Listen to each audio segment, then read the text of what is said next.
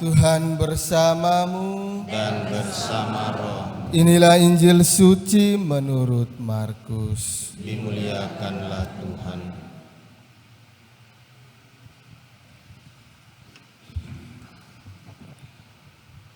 Pada waktu itu Raja Herodes mendengar tentang Yesus, sebab namanya memang sudah terkenal dan orang mengatakan Yohanes Pembaptis sudah bangkit dari antara orang mati, dan itulah sebabnya kuasa-kuasa itu bekerja dalam dia. Yang lain mengatakan dia itu Elia. Yang lain lagi mengatakan dia itu seorang nabi sama seperti nabi-nabi yang dahulu.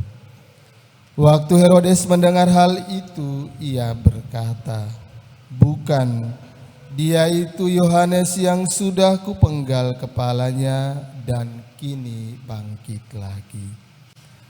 Memang Herodeslah yang menyuruh orang menangkap Yohanes dan membelenggunya di penjara, berhubung dengan peristiwa Herodias istri Filipus saudaranya, karena Herodes telah mengambilnya sebagai istri. Karena Yohanes pernah menegur Herodes, "Tidaklah halal engkau mengambil istri saudaramu." Karena kata-kata itu, Herodias menaruh dendam pada Yohanes dan bermaksud membunuh dia, tetapi tidak dapat, sebab Herodes segan akan Yohanes karena ia tahu bahwa Yohanes adalah orang yang benar dan suci, jadi ia melindunginya. Tetapi setiap kali mendengar Yohanes, hati Herodes selalu terombang-ambing, namun ia merasa senang juga mendengarkan dia. Akhirnya tiba juga kesempatan yang baik bagi Herodias ketika Herodes pada hari ulang tahunnya mengadakan perjamuan untuk para pembesar, para perwira dan orang-orang terkemuka di Galilea. Pada waktu itu putri Herodias tampil lalu menari, dan ia menyukakan hati Herodes serta tamu-tamunya. Maka raja berkata kepada gadis itu, "Mintalah daripadaku apa saja yang kau ingini, maka akan kuberikan kepadamu." Lalu Herodes bersumpah kepadanya, "Apa saja yang kau minta akan kuberikan kepadamu, sekalipun itu setengah dari kerajaanku."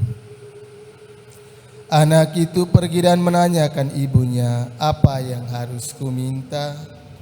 Jawab ibunya, "Kepala Yohanes Pembaptis."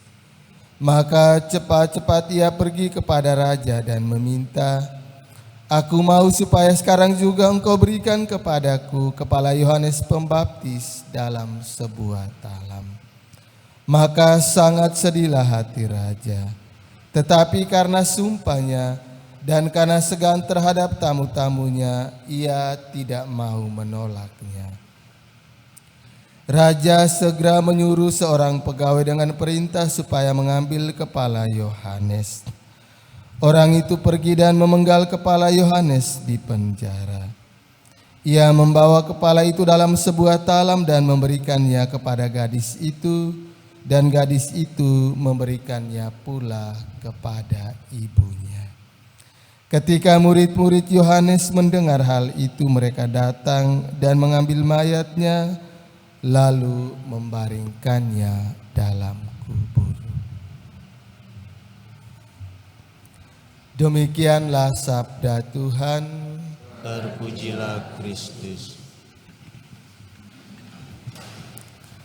Suster, Oma dan Opa, Ibu Bapak, anak-anak, saudara-saudari umat beriman yang dikasihi Tuhan, bacaan pertama maupun bacaan Injil mengajarkan kepada kita banyak hal yang harus kita taati di dalam seluruh perjalanan hidup kita agar berkat Tuhan itu mengalir dalam diri dan hidup kita. Tetapi ada satu kesamaan yang diajarkan oleh bacaan pertama maupun bacaan Injil kepada Bapak Ibu yang sudah menikah. Tuhan mengajak kita untuk menjaga martabat dan keluhuran sakramen perkawinan. Karena ketika Bapak Ibu mampu menjaga martabat dan keluhuran dari sakramen perkawinan, maka berkat Tuhan akan banyak mengalir dalam rumah tangga Bapak Ibu. Tetapi ketika Bapak Ibu kita mencemari rahmat perkawinan itu, maka akan ada begitu banyak cobaan, tantangan, dan kesulitan yang kita alami sebagaimana digambarkan dengan jelas dalam bacaan Injil hari ini.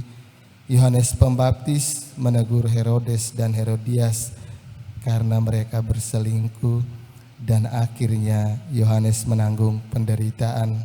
Ia dibunuh oleh Herodes, oleh orang-orang suruhan Herodes, dan meskipun demikian Yohanes tidak takut karena ia berjuang untuk menegakkan kebenaran dan keadilan.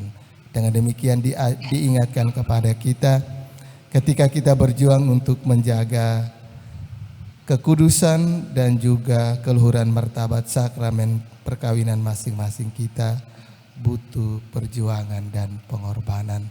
Tetapi ketika kita berkorban demi mempertahankan keluhuran sakramen perkawinan, maka Tuhan akan mengganjarinya dengan berkat dan rahmat istimewa.